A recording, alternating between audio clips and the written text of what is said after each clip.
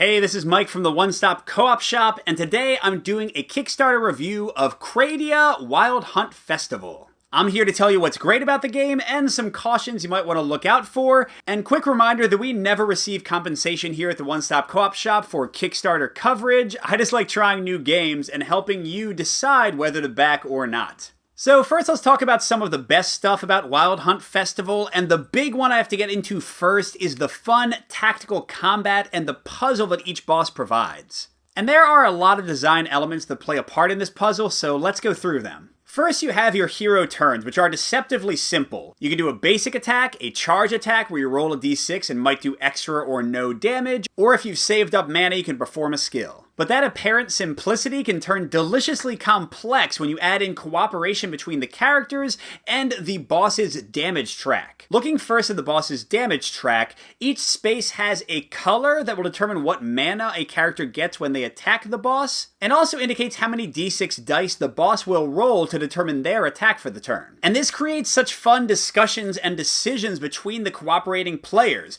Like, if I really need red mana, maybe I don't want you to attack on your turn because, oh, when I attack, I'll get to the space that has the red mana. So maybe you should try your charge attack instead, which might do 2 damage, and jump right over to the next space that'll get me the right color. But hold on, maybe all of us need to be careful because, oh, if we do that much damage, the boss will be on their highest dice value, and that could activate the effect that will kill us all, because he's paralyzed us previously, and that will do bonus damage based on the most likely roll he'll have. And all of this really plays into another of the game's strengths in that so much stuff is predetermined at the start of a round, and you can see what effect it's likely to have. For example, you have these 3 battlefield cards you flip at the start of each round and move along a track, giving either positive or negative effects to the characters. But for 2 out of every 3 game rounds, you can see exactly what that effect will be, so you can really plan ahead. And with the boss, yes, they're rolling some dice, but you can see very easily what the likely range is and which of their wildly different attacks they're most likely to use, and defend or heal or block to perfectly react to it. I also really like the variety the game offers. You have a ton of bosses here, and they all play very differently. And on top of that, you can face them in 2 different modes.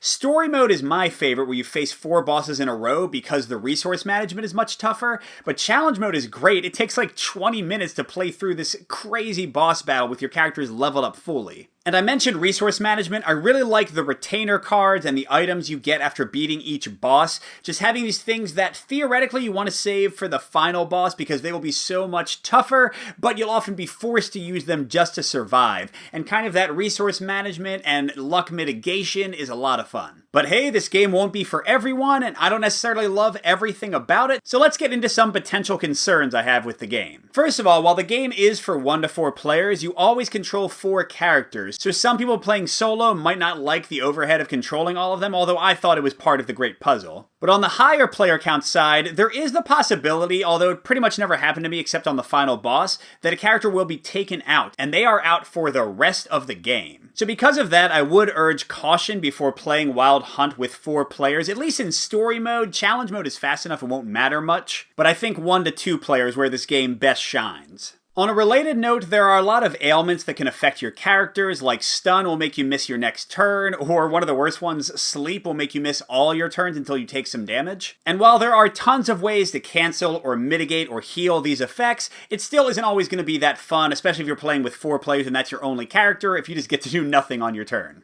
And the last concern I'll discuss is character leveling. So when you go through story mode, you're going to get new skills and upgraded abilities after each boss. But except for an either-or choice of which skill you want at level 3, you're always going to have the exact same options opening up when you play the same character. So if you're looking for complicated leveling, tons of options, complicated skill trees, you're not going to get it in this game. Overall, Kradia Wild Hunt Festival has been a lot of fun for me, especially for solo play, because I love that tactical puzzle. And with how affordable the game is, how varied the bosses are, and how quick it is to play, I can definitely recommend this one to puzzly tactical gamers like me. But if you're looking for a sprawling adventure game, if you want drastic differences in character leveling every time you play, or if you just want simpler gameplay and don't want to have to think about how the boss will attack you back after you strike them, then this game might be a pass for you. Good gaming, and I'll see you at the next stop.